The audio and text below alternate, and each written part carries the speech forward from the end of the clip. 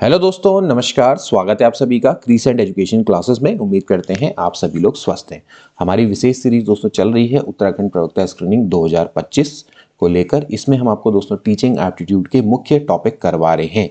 इससे पहले भी दोस्तों हमने कई क्लासेस अपलोड कर दी हैं टीचिंग एप्टीट्यूड की। उम्मीद करते हैं कि आपको वो पसंद आ रही होगी। अभी तक अगर आपने वो क्लासेस नहीं देखी तो जरूर देखना। आगामी उत्तराखंड प्रवक्ता स्क्रीनिंग एग्जाम में दोस्तों आपको जरूर मदद मिलेगी।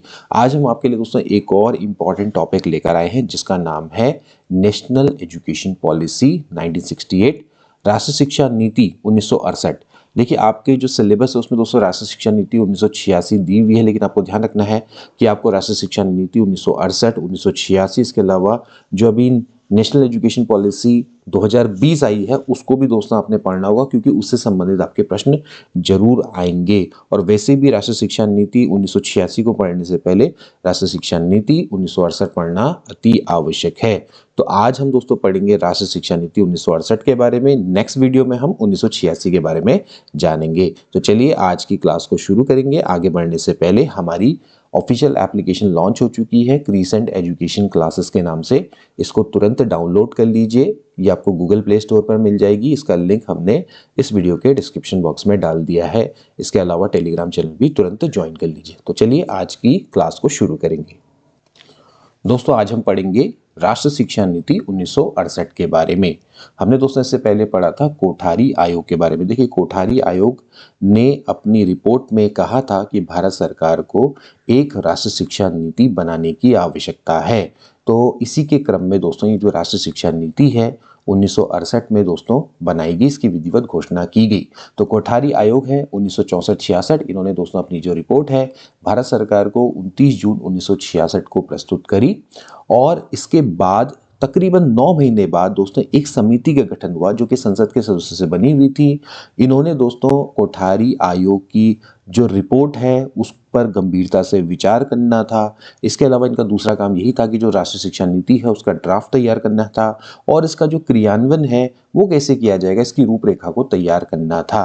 तो फाइनली समिति ने जो अपनी रिपोर्ट है वो 1968 में संसद के शीतकालीन अधिवेशन में प्रस्तुत करी। इस पर काफी चर्चा चली और फाइनली 24 जुलाई 1968 को सरकार ने इसकी विधिवत घोषणा कर दी। So it was formally announced by the government on 24 July 1968। The report of the committee was presented in the winter session of parliament in 1968. अब दोस्तों हम जानेंगे राष्ट्रीय शिक्षा नीति 1968 के मूल तत्व क्या हैं, basic feature of national education policy 1968। देखिए, कोठारी आयोग की रिपोर्ट पर आधारित ये जो शिक्षा नीति है ये कुल मिला के 9 पृष्ठों पर दोस्तों प्रस्तुत की गई और इसके जो मूल तत्व हैं दोस्तों हमने आपके सामने यहाँ पर प्रस्तुत करे हैं। सबसे पहले इन्होंने बोला है कि जो शिक्षा है वो राष्ट्रीय महत्व का विषय है, यानी कि education is a subject of national importance. इस शिक्षा नीति में जो शिक्षा है उसको राष्ट्रीय महत्व का दोस्तों विषय माना गया और ये एक्सेप्ट किया गया है कि शिक्षा के द्वारा ही लोकतंत्र को सुदृढ़ किया जा सकता है और कई मूल्यों का विकास किया जा सकता है, जैसे कि स्वतंत्रता, समानता, भ्रातृत्व, समाजवाद, धर्मनिरपेक्षता, इन सभी को मूल्यों का विकास किया जा सकता है, राष्ट्रीय एकता को सुदृढ़ किया जा सकता है। इसके बाद दूसरा पॉइंट है दोस्तों, शिक्षा की व्यवस्था केंद्र एवं राज्य सरकारों का संयुक्त उत्तरदायित्व है। The provision of education is joint responsibility of central and state government. दोस्तों हम जानते हैं कि भारत एक गणतंत्र राज्य है। कुछ विषय दोस्तों केवल केंद्र पर के अधीन होते हैं, कुछ विषय केवल राज्य सरकारों के अधीन होते हैं और कुछ विषय ऐसे होते हैं दोस्तों जो कि आपके केंद्र और राज्य सरकार दोनों के अधीन होते हैं। और इस एजुकेशन पॉलिसी में जो शिक्षा की व्यवस्था उसको केंद्र और राज्य सरकारों का संयुक्त उत्तरदायित्व माना गया है। जैसे केंद्र के अगर मैं शैक्षिक उत्तरदायित्व की बात करूं तो दोस्तों जैसे कि एजुकेशन पॉलिसी, राष्ट्रीय शिक्षा नीति का निर्माण करना, ऐसी जो सेंट्रल यूनिवर्सिटी हैं और जो राष्ट्रीय महत्व के शिक्षा संस्थान हैं उनका मैनेजमेंट करना, उच्च स्तर की जो विज्ञान और तकनीकी शिक्षा अनुसंधान उसके स्तर को निश्चित करना, इसके अलावा विदेशों में शैक्षिक और सांस्कृतिक समझौतों को करना। ठीक है, इस तरह से जो राज्य है उनको एक तरह से एजुकेशनल लीडरशिप को प्रदान करना, ये सभी दोस्तों एक तरह से जो केंद्र है वो इसका उत्तरदायित्व है, शैक्षिक उत्तरदायित्व है। वहीं उस तरह से दोस्तों राज्य के भी उत्तरदायित्व हैं, जैसे कि केंद्र शिक्षा नीति है उसके अनुसार राज्य स्तर पर जो शिक्षा है उसको प्लान करना, ठीक है, उसके लिए धन की व्यवस्था करना और शैक्षिक प्रशासनिक जो ढांचा है उस पर नियंत्रण करना, विभिन्न स्तरों की जो शिक्षा है उसकी क्वालिटी को मेंटेन करना, तो ये सभी दोस्तों आपके राज्य के कार्य हो जाते हैं। तो एक तरह से जो शिक्षा की व्यवस्था है वो केंद्र और राज्य सरकारों का संयुक्त उत्तरदायित्व है। केंद्र सरकार पॉलिसी बनाए और राज्य सरकार उसको इम्प्लीमेंट करे, और केंद्र सरकार एक तरह से लीडरशिप प्रोवाइड करे राज्यों को, ये आपने समझना है। ओके, अगला पॉइंट है दोस्तों, शिक्षा पर केंद्रीय बजट का 6% व्यय किया जाए, यानी कि 6% of the central budget will be spent on education. देखिए, कोठारी आयोग ने अपने रिपोर्ट में दोस्तों इसी चीज की संस्तुति करी थी कि जो के शिक्षा पर केंद्रीय बजट का 6% व्यय किया जाए। तो इस शिक्षा नीति में भी शिक्षा को राष्ट्रीय महत्व का विषय माना गया है, तो इसलिए जो सेंट्रल बजट है उसमें 6% शिक्षा पर व्यय करने की दोस्तों प्रस्ताव रखा गया है। ठीक है, उस समय पर काफी कम दोस्तों रखा जाता था शिक्षा पे केंद्रीय बजट का, बेसिकली 2.9% दोस्तों से पे रखा जाता था, तो उसको बढ़ाकर 6% की दोस्तों यहाँ पर प्रस्ताव रखा गया है। इसके बाद दोस्तों नेक्स्ट पॉइंट है, संपूर्ण देश के लिए 10+2+3 शिक्षा संरचना लागू की जाए। 10+2+3 education structure will be implemented for the entire country.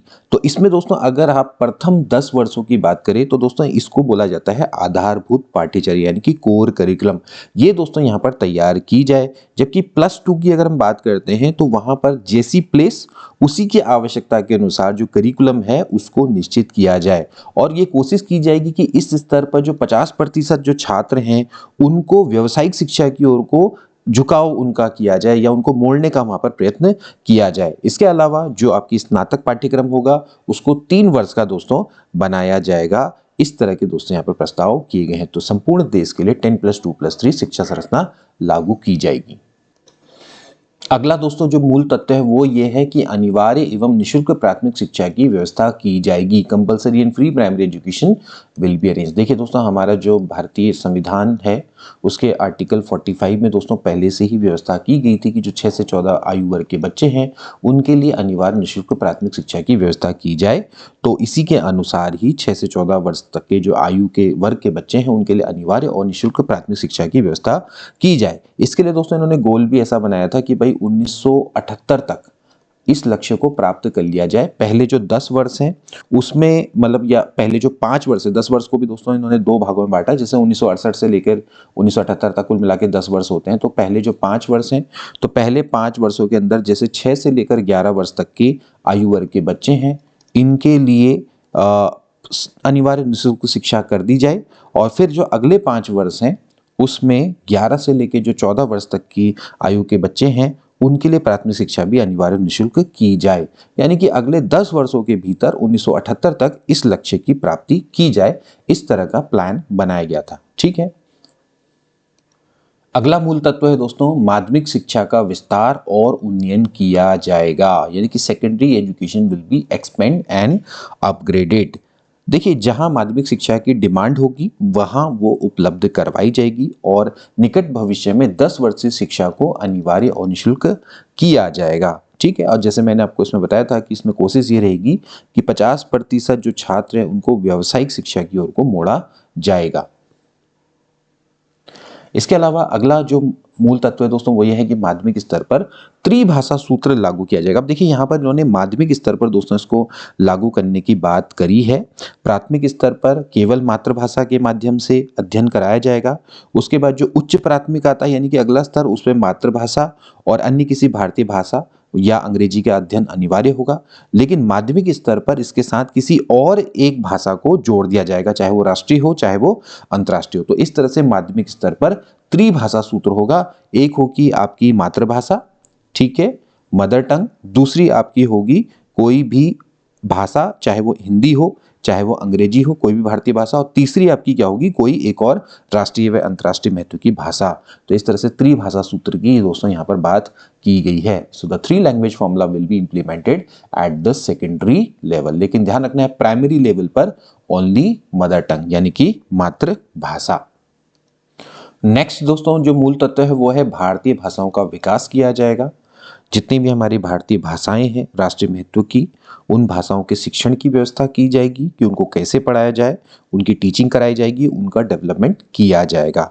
और खासकर जैसे राष्ट्रभाषा है हिंदी, का प्रचार प्रसार किया जाएगा और संस्कृत की शिक्षा के लिए भी उचित कदम उठाए जाएंगे। इसके अलावा प्रथम 10 वर्षीय शिक्षा में कार्यानुभव और समाज सेवा को अनिवार्य किया जाएगा। ओके, तो शिक्षा के उत्पादन से संबंध स्थापित करने के लिए 10 वर्षीय शिक्षा में कार्यानुभव को अनिवार्य किया जाएगा और स्वावलंबन पर अधिक बल दिया जाएगा। So work experience and social service will be made compulsory in the first 10 years of education.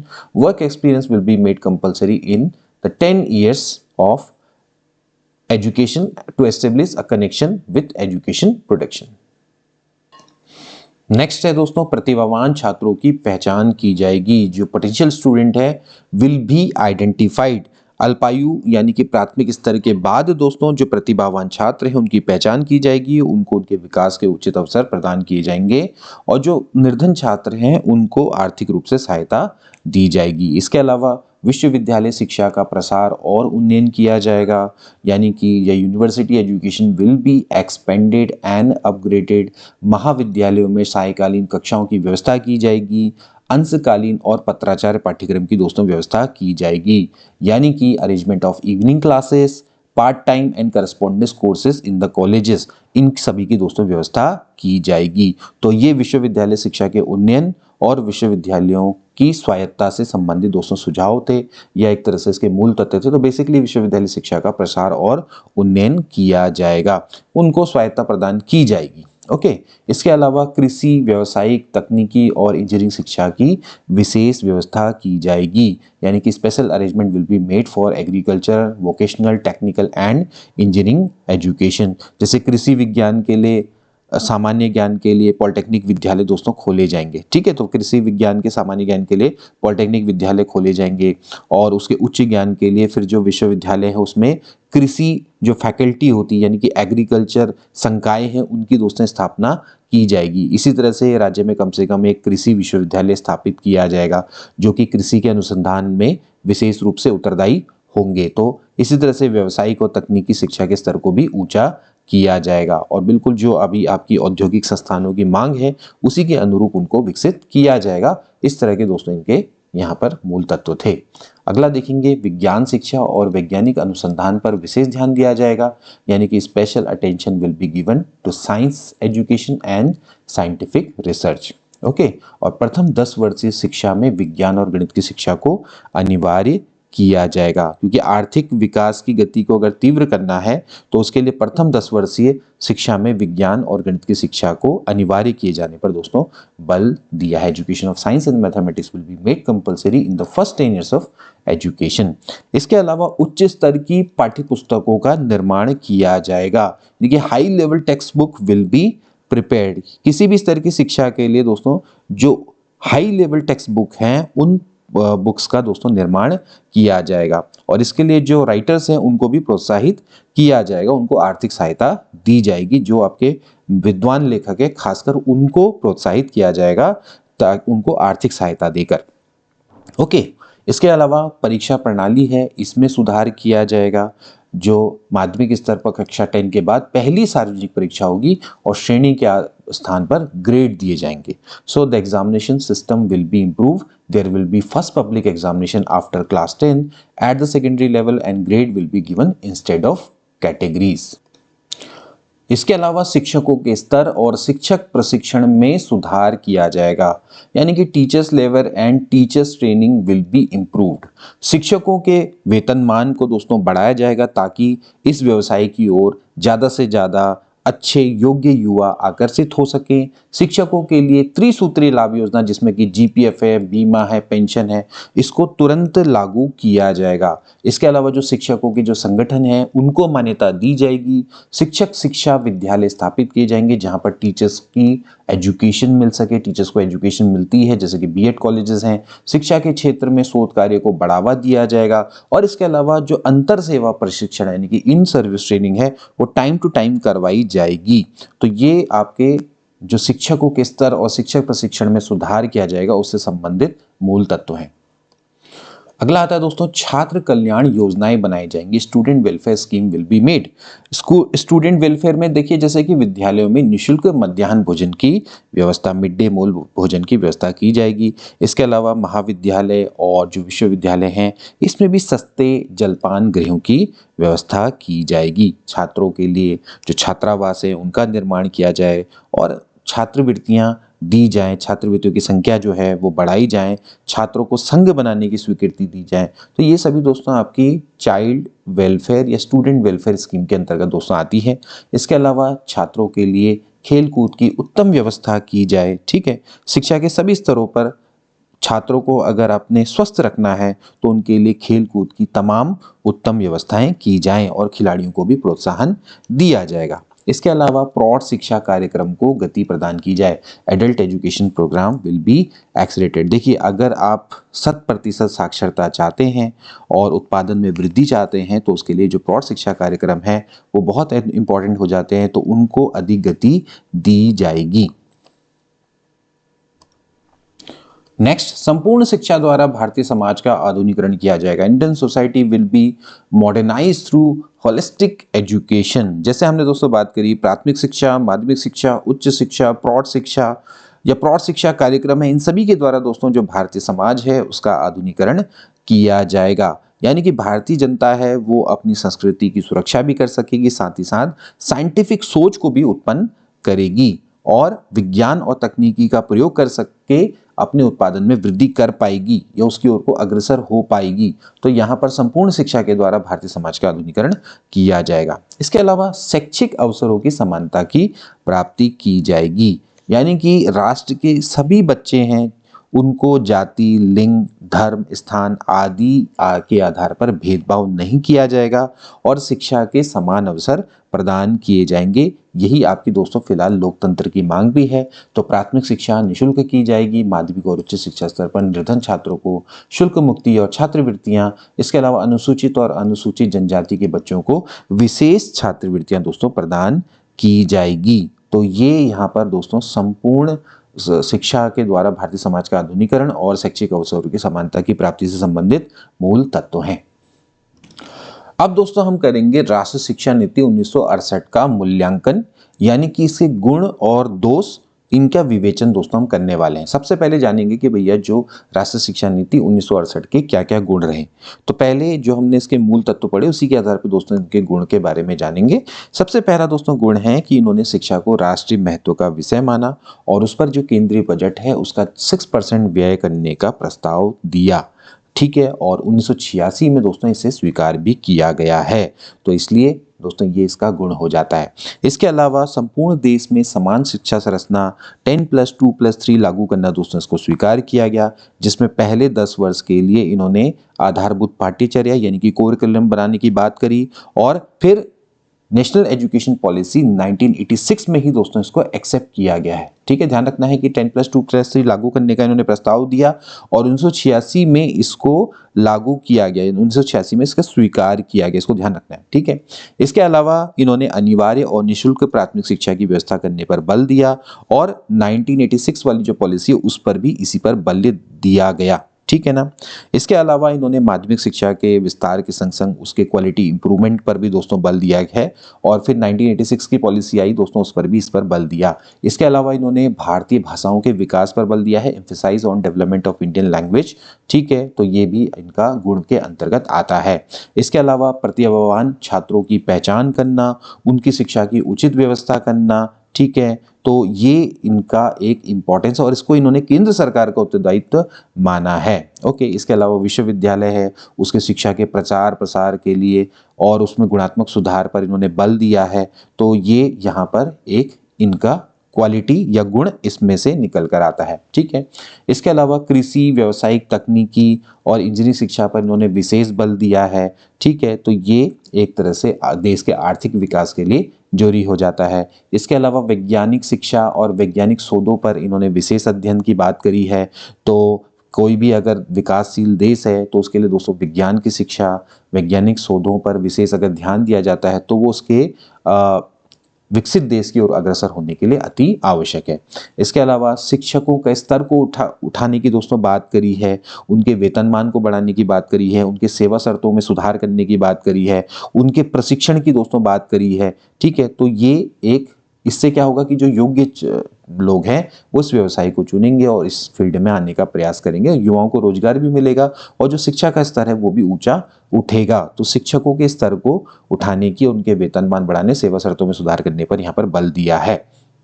इसके अलावा दोस्तों छात्रों के कल्याण के लिए भी अनेक योजनाएं प्रस्तुत करी, जैसे खेलकूद की उचित व्यवस्था की बात करी, मिड डे मील की दोस्तों बात करी, ठीक है, और छात्र संघ की दोस्तों बात करी है। तो यहाँ पर खिलाड़ियों को प्रोत्साहन देने की बात करी है, तो ये भी आपका खेलकूद की उचित व्यवस्था करने पर बल। इसके अलावा प्रौढ़ शिक्षा के महत्व को दोस्तों स्वीकार किया इन्होंने माना कि देश में अगर 100% साक्षरता चाहिए, उत्पादन दर में वृद्धि चाहिए, तो प्रौढ़ शिक्षा बहुत इंपॉर्टेंट हो जाती है। इसके लिए इन्होंने कहा कि सार्वजनिक पुस्तकालयों की व्यवस्थाएं की जाए, आकाशवाणी और दूरदर्शन के माध्यम से प्रौढ़ शिक्षा कार्यक्रमों का विस्तार किया जाए, तो जिससे कि जो प्रौढ़ लोग हैं वो 100% साक्षर हो पाए। तो यहाँ पर दोस्तों ये प्रौढ़ शिक्षा के महत्व को भी दोस्तों इन्होंने स्वीकार किया है। इसके अलावा आधुनिकीकरण पर दोस्तों इन्होंने बल दिया है। ये चाहते हैं कि हमारा संपूर्ण समाज है, भारतीय समाज, वो आधुनिकीकरण हो पाए, उसका मॉडर्नाइजेशन हो पाए शिक्षा के द्वारा। ठीक है, तो इसके लिए इन्होंने बोला कि जो छात्र उसमें वैज्ञानिक सोच उत्पन्न करनी चाहिए, नागरिकों का जीवन स्तर ऊपर उठना चाहिए, तो विज्ञान और तकनीकी का प्रयोग करना चाहिए जीवन के प्रत्येक स्तर पर। तो आधुनिकीकरण पर दोस्तों इन्होंने बल दिया है। इसके अलावा इन्होंने पिछड़े, अनुसूचित जाति, अनुसूचित जनजाति और अल्पसंख्यकों की शिक्षा की व्यवस्था करने पर विशेष बल दिया है, यानी कि शिक्षा प्राप्त करने के समान अवसर सबको दिए हैं। तो इसलिए यहाँ पर ये जो नेशनल एजुकेशन पॉलिसी है 1968 की, उसका एक दोस्तों ये विशेष गुण बन जाता है। अब दोस्तों बात करेंगे कि इसके दोष क्या क्या हैं। राष्ट्रीय शिक्षा नीति 1968 के दोस्तों दोष भी हैं। देखिए, सबसे पहला तो दोष यह है कि इन्होंने शिक्षा को राष्ट्रीय महत्व का विषय माना। इसके बाद इन्होंने इसको बोला कि ये केंद्र और राज्य सरकारों का शैक्षिक उत्तरदायित्व है, लेकिन इसके लिए कोई अधिनियम नहीं बनाया, यानी कि कोई हवाई बातें हैं। यानी कि केंद्र और राज्य सरकारों का शैक्षिक उत्तरदायित्व तो आपने निश्चित कर दिए हैं, परंतु ऐसा कोई भी अधिनियम की बात नहीं करी जिससे कि वो उत्तरदायित्व को निर्वाह करने के लिए बाध्य हो पाए। यानी कि कोई आपने ऐसा कोई नियम नहीं बनाया, कोई ऐसा एक्ट नहीं बनाया। भाई आपने बोल दिया कि ये आपका उत्तरदायित्व है, ये आपका उत्तरदायित्व है, लेकिन आपने कोई भी एक्ट ऐसा नहीं बनाया कि जिससे कि वो लोग बाध्य हो। कई बार क्या होता है कि जब उनको पता है कि कोई एक्ट नहीं, तो हम क्यों इसको फॉलो करें ना। तो वहां पर कोई एक्ट दोस्तों जरूर बनना चाहिए था कि जिससे उनकी जो रिस्पॉन्सिबिलिटीज हैं वो पूरी तरह से क्लेरिफाई हो सके। ठीक है, so this policy has fixed education responsibilities of central and state government but no such act has been mention. इसके अलावा त्रिभाषा सूत्र को लागू करना तो इन्होंने निश्चित किया, लेकिन ये भी दोस्तों आपका एक तरह से दोषपूर्ण दोस्तों आपका निकला। ठीक है, क्योंकि त्रिभाषा सूत्र लागू करना में एक तरह से इन्होंने जो माध्यमिक शिक्षा है वहां पर दोस्तों इन्होंने त्रिभाषा सूत्र की दोस्तों बात करी, और जो प्राइमरी स्कूल है वहां पर केवल और केवल मातृभाषा की दोस्तों इन्होंने बात करी है। त्रिभाषा सूत्र इन्होंने माध्यमिक शिक्षा की बात करी है, जबकि प्रारंभिक जो भाषा है यानी कि प्राथमिक स्तर है वहां पर केवल मातृभाषा में शिक्षा देने की बात करी है। तो जो कि एक तरह से हमारी देश की मूल भावना के विपरीत है, क्योंकि हमारे देश की जो राष्ट्रभाषा है हिंदी, उसका ज्ञान अनिवार्य करने की बात करी है। तो उस उद्देश्य से देखा जाए तो ये आपका दोषपूर्ण है। ठीक है ना, क्योंकि प्रारंभ में आपको राष्ट्रभाषा हिंदी शिक्षा को अनिवार्य करना भी इंपॉर्टेंट है। राष्ट्रभाषा की नॉलेज सबको होनी चाहिए, ये यहाँ पर तर्क है। इसके अलावा कार्य अनुभव के लिए जिन ट्रेडों की सूची तैयार की गई उसके लिए अतिरिक्त धन की आवश्यकता होगी, जिसे सरकार बजट बनाने के बाद भी नहीं जुटा सकती, वह इसको सरलता से सुलभ नहीं कराया जा सकता। ओके, तो इस तरह से कच्चे माल की जो बर्बादी है उसके अलावा और कुछ नहीं होगा। ठीक है, और तो इस तरह से देखा जाए तो कार्य अनुभव यानी कि वर्क एक्सपीरियंस की इन्होंने बात करी ना, तो the list of trade prepares for the work experience will acquire additional funds which the government can not arrange even after increasing the budget and it can be made easily available. क्योंकि देखिए इन्होंने यही बोला था कि भाई अगर 12th है तक बच्चे हैं उनको ज़्यादातर व्यवसाय शिक्षा की ओर को मोड़ना है, उनको वर्क एक्सपीरियंस करवाना है, तो वर्क एक्सपीरियंस के लिए दोस्तों आपको कैसे मिलेगा, जब तक आप दोस्तों क्या करेंगे, कच्चे माल का यूज करेंगे। तो वो कच्चे माल का जब आप यूज करेंगे तो ज्यादातर जो कच्चा माल होता है बर्बाद होता है, क्योंकि जब आप एक्सपीरियंस लेते हो तो कई चीजें खराब होती हैं। तो वही चीज थी कि कार्य अनुभव के लिए जिन ट्रेडों की सूची इन्होंने तैयार करी थी तो उसके लिए अतिरिक्त धन की आवश्यकता होती, लेकिन अतिरिक्त धन कहाँ से आएगा? आप 6% बजट भी बढ़ा लो तब भी उसको सरलता से सुलभ नहीं कराया जा सकता था। तो कहीं ना कहीं जो वर्क एक्सपीरियंस वाली जो बात चल रही थी वो सैद्धांतिक रूप से तो सही थी, लेकिन व्यवहारिक रूप से उसको करा जाना बड़ा मुश्किल था। ठीक है, तो we are studying defect of education policy. Okay, इसके अलावा सबसे बड़ा इसका दोष था दोस्तों कि इस नीति के द्वारा किसी भी इंटर पास छात्र के लिए कॉलेज के दोस्तों द्वार खोल दिए गए। ठीक है, अब कोई भी जो इंटर पास छात्र है वो कॉलेज में प्रवेश ले सकता था। तो परिणाम यह हुआ कि महाविद्यालय और विश्वविद्यालयों में छात्रों का प्रवेश बढ़ गया। इसके अलावा जो छात्र हैं उनका जो इनडिसिप्लिन है वो बढ़ा, छात्रों में आक्रोश बढ़ा, और खासकर दोस्तों जो शिक्षित बेरोजगारी, जो कि आज की भी दोस्तों सबसे बड़ी समस्या है, वो दोस्तों पैदा हुई। कुल मिला के समय, शक्ति और धन का बहुत ज्यादा अपव्यय हुआ। ठीक है, आज के समय में भी दोस्तों इसी चीज से काफी लोग जूझ रहे हैं, क्योंकि 12th के बाद बड़ा आसान है कॉलेज और यूनिवर्सिटी में एडिशन लेना। अभी होता क्या है कि आज के ज़माने में अब देखिए, अब धीरे धीरे इस चीज़ को, प्रथा को चेंज किया जा रहा है। अब इसके बाद कॉलेज और यूनिवर्सिटी के लिए CTUT एग्ज़ाम दोस्तों करवाए जा रहे हैं। ठीक है, common university entrance test CUET दोस्तों इस पर करवाया जा रहा है। और आपने देखा कि अब कॉलेज में एडमिशन लेना इतना आसान नहीं रह गया, लेकिन फिलहाल फिर भी काफ़ी जगह पे अब 12th के बाद आसानी से लोग क्या करते हैं, कॉलेज में एडमिशन ले लेते हैं और फिर कॉलेज कर लेते हैं। फिर उसके बाद क्या होता है कि जनरली शिक्षित बेरोजगारी बढ़ती है, क्योंकि कॉलेज में बेवजह आपका छात्रों का प्रवेश दबाव बढ़ रहा है। तो जनरली क्या है कि यहाँ पर जो कॉलेज है उसमें एंट्रेंस के एग्जाम की दोस्तों बात करी गई, जिससे कि जो फिल्टर्ड छात्र हैं वो कॉलेजेस में आए, और वे लोग जब आपके शिक्षा प्राप्त करेंगे तो उससे जो शिक्षित बेरोजगारी है वो कम होगी, क्योंकि उनके रोजगार प्राप्त करने की ज्यादा संभावनाएं रहेंगी। तो कुल मिलाकर समय, शक्ति और धन का व्यय नहीं होगा। दोस्तों यहाँ पर ये इनकी सोच है। तो उन्हीं छात्रों को एनकरेज करना है जो कि योग्यतम हो, और उन्हीं को ही महाविद्यालय और विश्वविद्यालयों में प्रवेश बढ़ाना है। तो ये यहाँ पर दोस्तों आप देख सकते हैं। तो इस नीति के द्वारा किसी भी इंटर पास छात्र के लिए कॉलेजेस के द्वार खोल दिए गए, जिससे कि महाविद्यालय विद्यालयों में छात्रों का प्रवेश बढ़ा और छात्रों का इंडिसिप्लिन बढ़ा, छात्रों का आगे बढ़ा, और खासकर जो शिक्षित बेरोजगारी है वो बढ़ती चली गई, और कुल मिलाकर समय, शक्ति और धन का अपव्यय हुआ। तो ये था दोस्तों national education policy 1968। I hope कि दोस्तों आपको ये क्लास अच्छी लगी होगी और बहुत अच्छे से आपको सभी पॉइंट नेशनल एजुकेशन पॉलिसी 1968 के क्लियर होंगे।